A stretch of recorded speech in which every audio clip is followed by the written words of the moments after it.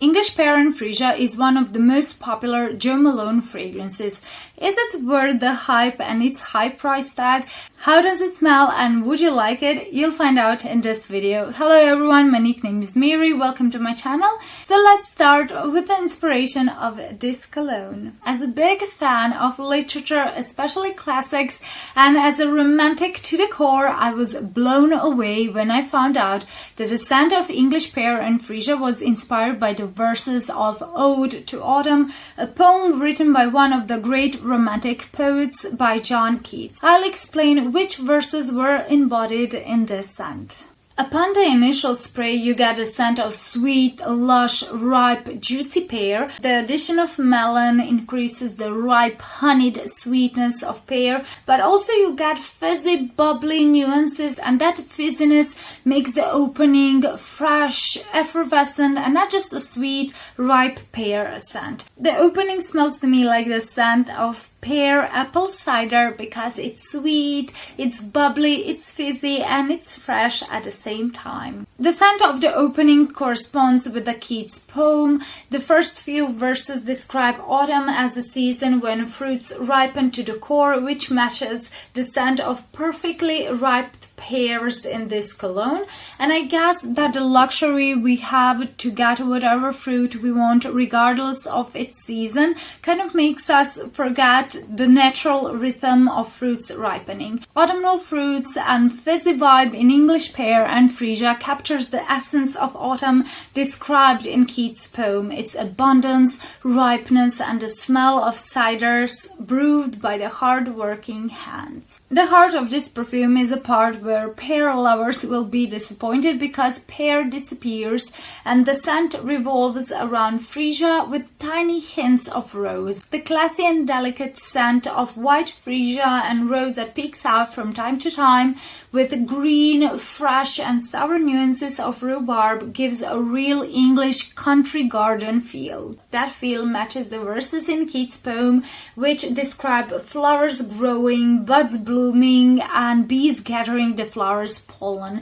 The warmth of the sun, bloomed pollen flowers and bees overflowing with honey in the poem are evoked with the musk and amber notes in the base which give a warm and deep feel to this cologne. I don't get earthy or verdant nature of patchouli on my skin, rather patchouli almost have a woodsy aspect in the dry down. So this turns from bubbly pear cider scent in the opening to the English country garden scent in the heart with woodsy musky dry down. Imagine a secluded walled English country garden awash with golden sunshine with white freesias blooming and white roses growing up a trellis. There is a pear tree in this garden and you're sitting underneath it in a white dress and you're drinking a glass of spiked pear cider in a garden full of freesias and pear trees. This is how English PEAR FREESIA smells. This cologne perfectly captures the mood of fall with crisp freshness in the opening, just like the scent of harvesting trees overloaded with fruits at the beginning of autumn, followed by a sweet, flowery aspects of bees buzzing and gathering pollen, and finishing with the warm, woodsy layer, just like at the end of the fall when leaves are falling from the branches while the sun still gives warmth in the air. I'm mesmerized by the fact that this scent embodies Keats' poem and takes you on a journey to the most luscious and golden time of the year, to autumn.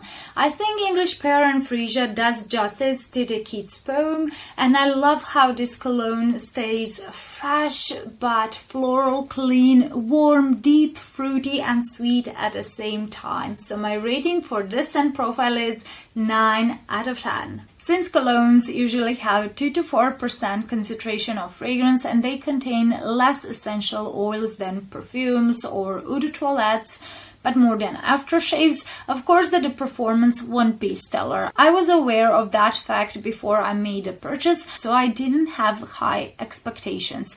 English Pear and Freesia lasts about 5 to 6 hours on my skin, and it has low to medium projection for the first 2 hours, and then for the rest of the 4 hours of the wear it becomes a skin scent. So my rating for its performance is 5 out of 10. If this review was informative and helpful so far, boop the like button and subscribe. And if you had the chance to try out this fragrance, let me know how it smells and performs on your skin and how would you rate it. But what should you be aware of before purchasing? Colognes are usually cheaper than eau de toilettes or perfumes, but Jo Malone prices easily match, for example, Dior perfume prices, so they are a bit overpriced in my opinion. The second negative point is the patchouli. Although this mainly becomes woodier in the dry down on my skin, so I don't get really patchouli.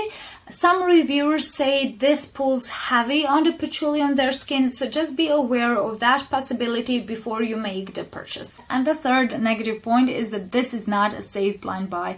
To some, this is masculine perfume. To me, this is perfectly unisex cologne, slightly leaning on the feminine side. Some don't enjoy ripe pear scent and it reminds them of stale flowers. I don't get it. Since fragrances are so personal, definitely buy a sample first and then decide do you want it in your collection. And now 3 positive points. First one is versatility. This could be worn in spring, summer and autumn, and for any occasion. It could be the ideal wedding day fragrance, a scent to wear on an interview, while running errands, or going to a nice dinner or a garden party. And even though it's unisex, I feel very feminine, elegant and timeless while wearing it. And the second positive point is that the vibe you get in this fragrance is an uplifting celebratory vibe, like you worked hard through the harvest, you've gathered all the fruits, and now you deserve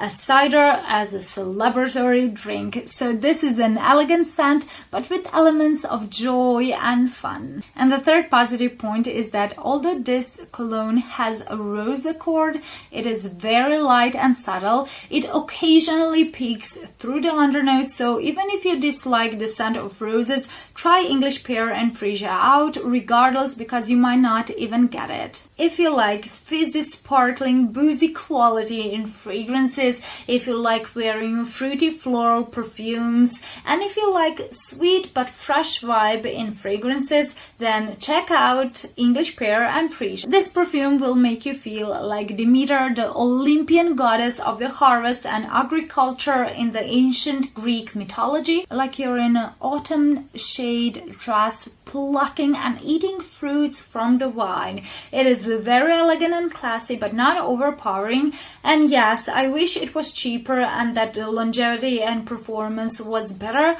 but still, this is very enjoyable and pretentiously beautiful scent for romantic souls.